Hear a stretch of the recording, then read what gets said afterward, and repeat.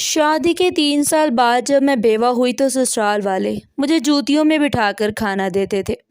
ایک دن کھانا بناتے ہوئے مجھ سے روٹی جل گئی تو دیور نے مجھے بہت مارا اور بولا 5 منٹ میں گھر سے نکل جاؤ۔ میں روتے ہوئے کچھ کپڑے بیگ میں ڈالے تو شوہر کی پرانی قمیض کی جیب سے 2 چابیاں اور ایک پتہ ملا۔ میں اس پتے پر پہنچی تو وہ ایک چھوٹا سا مکان تھا۔ میں نے اپنے سامان رکھنے کے لیے جیسے ہی دوسری چابی سے الماری کھولی تو حیرت سے آنکھیں پھٹ گئیں۔ شادی کو صرف 3 سال ہوئے تھے کہ میری زندگی کیسے موڑ پر آ کر رک گئی، جہاں ہر طرف اندھیرا ہی اندھیرا دکھائی دیتا۔ میرا شوہر ذیشان ایک سادہ، محنتی اور نرم دل انسان تھا۔ وہ زیادہ امیر تو نہیں تھا لیکن مجھے عزت سے رکھتا تھا۔ میں نے کبھی اس سے بڑی بڑی خواہشات پوری کرنے کا مطالبہ نہیں کیا، کیونکہ اس کی محبت ہی میرے لیے سب کچھ تھی۔ ہم سکون سے زندگی گزارے تھے۔ ہمارا ایک پیارا سا 2 سال کا بیٹا بھی تھا جس کا نام سمیر تھا۔ سسرال والوں کا رویہ میرے ساتھ اتنا اچھا نہیں تھا، مگر میں شوہر کی محبت میں سب کے رویے بغیر ماتھے پر شکن لائے برداشت کر لیتی۔ ایک دن ذیشان کی طبیعت اچانک خراب ہوئی۔ وہ مختلف ڈاکٹروں کے پاس گیا، ٹیسٹ وغیرہ ہوئے تو پتہ چلا ذیشان کو کینسر ہے، وہ بھی آخری سٹیج میں۔ یہ سن کر میرے پیروں تلے سے زمین نکل گئی۔ مجھے کچھ ہوش نہیں رہا، میں بے ہوش ہو کر گر پڑی۔ ذیشان کی بیماری کا سن کر میں دن رات روتی رہتی تھی۔ گھر میں سوگ کا سا عالم تھا۔ میں نے سب سے کہا ذیشان کا علاج کروائیں، کیا پتہ وہ ٹھیک ہو جائے، مگر میرے دیور نے کہا کہ ڈاکٹر نے جواب دے دیا ہے، علاج کا کوئی فائدہ نہیں، بھائی اب چند مہینے کے مہمان ہیں، بہتر ہوگا ہاسپٹل میں رونے کی بجائے یہ وقت اپنی بیوی بچوں اور ہم سب گھر والوں کے ساتھ گزارے۔ میں نے ذیشان کی طرف دیکھا، ان کا چہرہ بجھ سا گیا تھا۔ یقیناً انہیں دیور کی بات سے دکھ پہنچا تھا، مگر وہ مجھے تسلی دے رہے تھے اور ہر وقت میری پریشانی میں رہتے تھے۔ میری دیورانی مجھ پر چیختی تھی کہ گھر کے کام میں مدد کرو، سارا دن رو رو کر نحوست پھیلا رکھی ہے۔ میرے ساتھ ذیشان کو بھی ان کی باتیں بری لگتی۔ ہم دونوں اتنی مشکل آزمائش سے گزر رہے تھے، پھر بھی انہیں کام کاج کی پڑی ہوئی تھی۔ ذیشان ان 6 مہینوں میں زندہ نہ رہ سکے، شاید اپنوں کے رویے نے انہیں وقت سے پہلے ہی مار دیا۔ 4 مہینے بعد وہ ہمیں ہمیشہ کے لیے چھوڑ کر چلے گئے۔ اس دن کے بعد میرا سب کچھ ختم ہو گیا۔ شروع کے چند دن سسرال والوں نے ہمدردی کا ڈھونگ رچایا، لیکن جیسے ہی تعزیت کرنے والوں کا آنا جانا ختم ہوا، ان کا اصل چہرہ سامنے آنے لگا۔ میری ساس مجھے منحوس کہنے لگی، نندے مجھے دیکھ کر منہ بناتی اور دیور مجھے بوجھ سمجھنے لگا۔ وہ لوگ کہتے تھے کہ ذیشان کی موت کی ذمہ دار میں ہوں۔ میں جتنی صفائیاں دیتی اتنی ہی ذلیل کی جاتی۔ آہستہ آہستہ میری حیثیت گھر کی بہو سے نوکرانی میں بدل گئی۔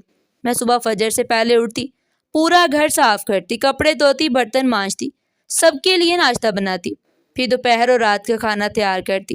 لیکن اس کے باوجود مجھے عزت تو دور کی بات، ایک وقت کی روٹی بھی سکون سے نصیب نہیں ہوتی۔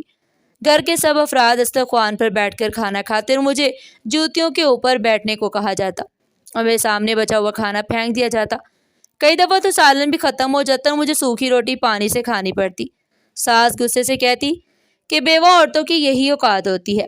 میں ذیشان کو یاد کر کے آنسو بھی کھل کر نہیں بہا سکتی تھی، کیونکہ اگر کسی نے دیکھ لیا تو پھر نئی ذلت شروع ہو جاتی۔ وقت گزرتا رہا، میں خاموشی سے سب ظلم برداشت کرتی رہی۔ میرے اپنے والدین بہت پہلے دنیا سے جا چکے تھے، میرا کوئی بھائی بھی نہیں تھا، اس سے میرے پاس کہیں جانے کا کوئی ٹھکانہ نہیں تھا۔ اس دن بھی میں حسب معمول کچن میں کھانا بنا رہی تھی۔ گرمی بہت زیادہ تھی اور مسلسل کام کرتے کرتے میری طبیعت خراب ہو رہی تھی۔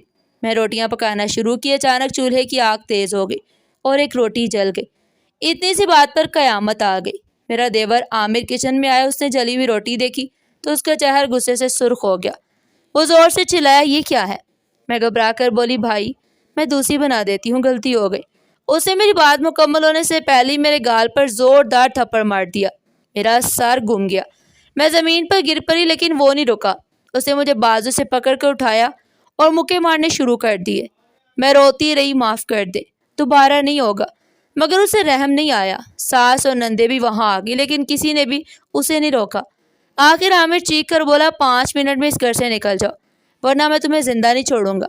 میں سہم گئی، میرے پاؤں کانپنے لگے۔ میں اپنے کمرے میں گئی جو حقیقت میں اب اسٹور روم بن چکا تھا، وہی کمرہ جہاں کبھی میں اور ذیشان مل کر فیوچر کے خواب دیکھا کرتے تھے۔ میں روتے ہوئے اپنے چند کپڑے ایک بیگ میں ڈالنے لگی۔ سامان ویسے بھی کیا تھا، چند جوڑے کپڑے اپنے اور بچے کے تھے اور کچھ یادیں۔ اسی دوران میری نظر ذیشان کی ایک پرانی قمیض پر پڑی جو الماری کے کونے میں رکھی ہوئی تھی۔ میرے ہاتھ کانپنے لگے، میں نے قمیض اٹھائی اور اپنے سینے سے لگا لی۔ ایسے لگا جیسے برسوں بعد ذیشان کی خوشبو محسوس ہوئی ہو۔ میرے آنسو رکنے کا نام نہیں لے رہے تھے۔ میں نے قمیض طے کرنے کے لیے جیب میں ہاتھ ڈالا تو اندر کچھ محسوس ہوا۔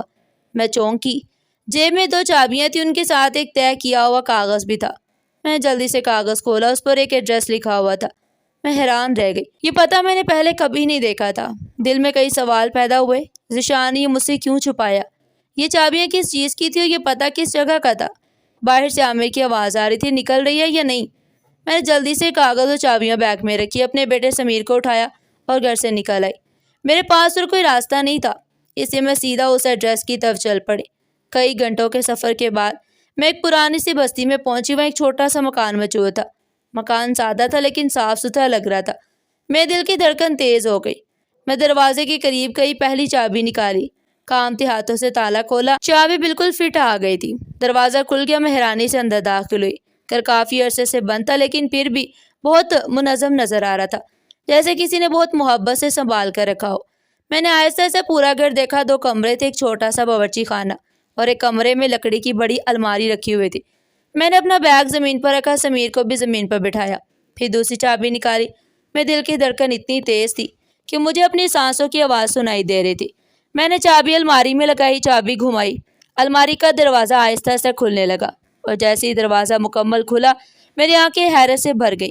الماری کے اندر ایک چھوٹا سا لفافہ تھا جس کے اندر کافی رقم رکھی ہوئی تھی، اس کے ساتھ کئی فائلیں بھی تھی۔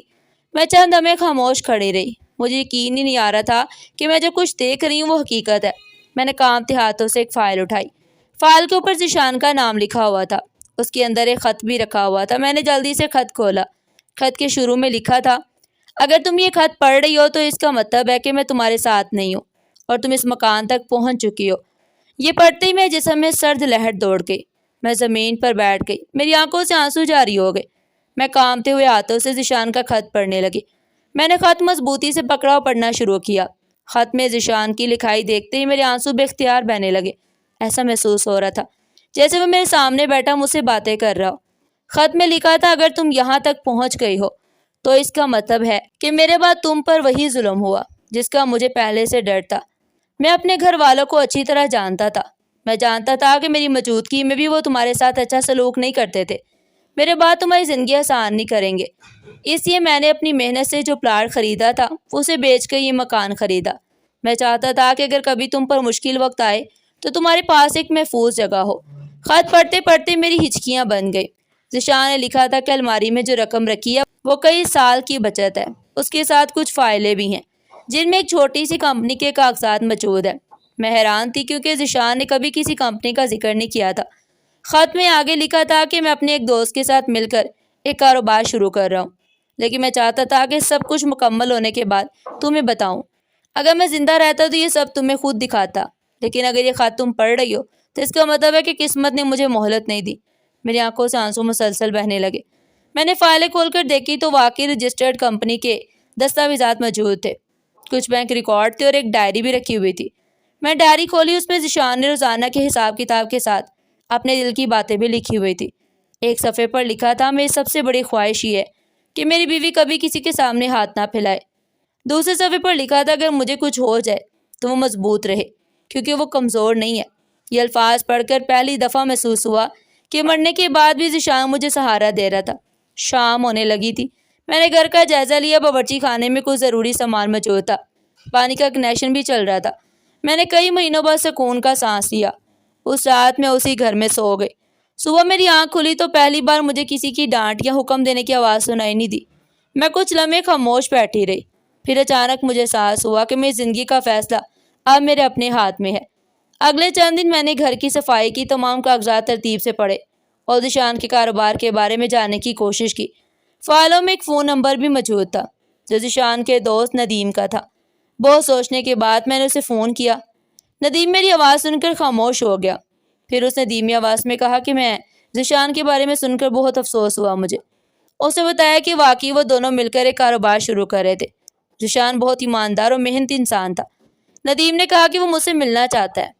اگلے دن وہ مکان پر آیا، اس نے مجھے تمام تفصیلات سمجھائی۔ پتہ چلا کہ کمپنی ابھی چھوٹی تھی لیکن اس میں ترقی کی بہت گنجائش تھی۔ ندیم نے کہا کہ اگر میں چاہوں تو ذیشان کی جگہ کمپنی کی مالک بن سکتی ہوں۔ یہ سن کر میں حیران رہ گئی۔ مجھے کاروبار کے بارے میں کچھ بھی آئیڈیا نہیں تھا، لیکن پھر مجھے ذیشان کی ڈائری کے الفاظ یاد آئے۔ اس میں لکھا تھا کہ تم کمزور نہیں ہو۔ میں نے ہمت کی اور کام سیکھنے کا فیصلہ کیا۔ اگلے 3 مہینے میں زندگی مسلسل جدوجہد میں گزری۔ میں روز نئی چیزیں سیکھتی، حساب کتاب سمجھتی، لوگوں سے ملتی۔ کئی بار غلطیاں بھی ہوئیں، لیکن میں نے ہار نہیں مانی۔ آہستہ آہستہ کمپنی بہتر ہونے لگی، آمدنی بڑھنے لگی اور میرا اعتماد بھی واپس آنے لگا۔ اپنے بیٹے کی خاطر مجھے محنت کرنی تھی۔ میں اپنے بیٹے کو ہر جگہ اپنے ساتھ رکھتی تھی اور ہماری محنت رنگ لے آئی۔ کمپنی اچھی طرح چلنے لگی۔ ندیم ایک اچھا انسان تھا، اس کی جگہ اگر کوئی اور ہوتا تو میرے اور میرے یتیم بچے کا حق کھا جاتا۔ میرے دیور اور باقی گھر والوں کو پتہ چل چکا تھا کہ ذیشان مرنے سے پہلے ہی میرے لیے ایک محفوظ ٹھکانہ بنا گیا تھا۔ ان کے سینوں پر سانپ لوٹ رہے تھے، مگر وہ کچھ نہیں کر سکتے تھے۔ اللہ جب ایک دروازہ بند کرتا ہے تو دوسرا ضرور کھول دیتا ہے۔ وہ اپنے بندوں کو کبھی بے سہارا اور بے یار و مددگار نہیں چھوڑتا۔ ناظرین، آپ کو ہماری آج کی کہانی کیسی لگی؟ کمنٹ سیکشن میں اپنی قیمتی رائے کا اظہار ضرور کیجیے گا، اور اس طرح کی مزید سبق آموز کہانیاں سننے کے لیے چینل کو سبسکرائب کریں، ویڈیو کو لائک کریں اور زیادہ سے زیادہ شیئر کریں۔ پھر ملتے ہیں ایک نئی اور سبق آموز کہانی کے ساتھ، تب تک کے لیے اللہ حافظ۔